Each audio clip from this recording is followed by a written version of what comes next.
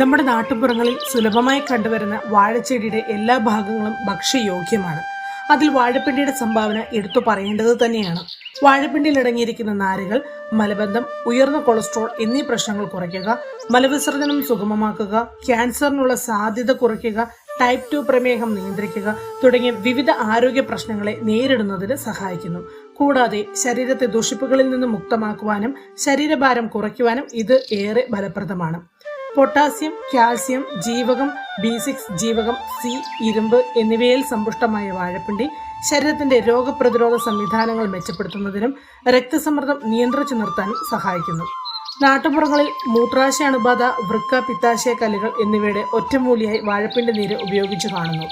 ഇത്രയും ഔഷധ ഗുണങ്ങളുണ്ടെങ്കിലും ഇത് സ്ഥിരമായി ദീർഘകാലം കഴിക്കുന്നത് മറ്റ് ആരോഗ്യ പ്രശ്നങ്ങളിലേക്ക് വഴിതെളിക്കാമെന്ന് പറയപ്പെടുന്നു.